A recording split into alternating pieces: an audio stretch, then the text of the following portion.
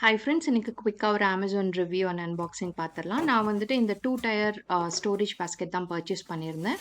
நான் வந்து இதில் தக்காளி போடுறதுக்காக தான் மெயினாக வாங்கினேன். பட் இது வந்துட்டு ஃப்ரூட் பாஸ்கெட்டாகவும் நம்ம யூஸ் பண்ணிக்கலாம். இன்ஸ்ட்ரக்ஷன்ஸ் ரொம்ப கிளியராகவே இருக்குது. தேவையான ஸ்க்ரூஸ் எல்லாமே வந்து அவங்களே ப்ரொவைட் பண்ணியிருக்காங்க. ஸோ இந்த ப்ராடக்ட் வந்து ஒரு ட்ரையாங்கிள் ஷேப்பில் மாதிரி இருக்கும். அதனால ஃபஸ்ட்டு வந்து நம்ம கீழே இருக்கிற அந்த பெரிய பாஸ்கெட்டை ஃபிக்ஸ் பண்ணிவிட்டு அதுக்கப்புறமா வந்து அந்த குட்டி பாஸ்கெட் ஃபிக்ஸ் பண்ணணும். ஃபைனலாக வந்து அந்த உடன் ராட் கொடுத்துருக்காங்க. அதை வந்து ஃபிக்ஸ் பண்ணதுக்கப்புறமா நீங்கள் வந்து டைட் வச்சுக்கலாம்.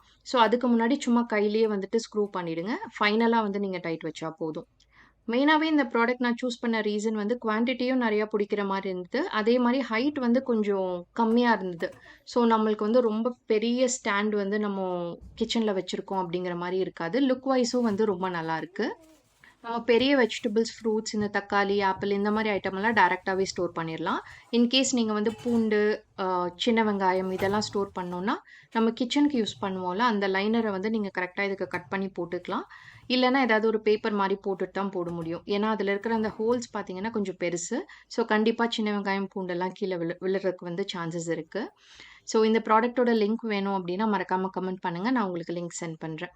இன்னொரு வீடியோல மீட் பண்ணலாம். Thank you so much for வாட்சிங்.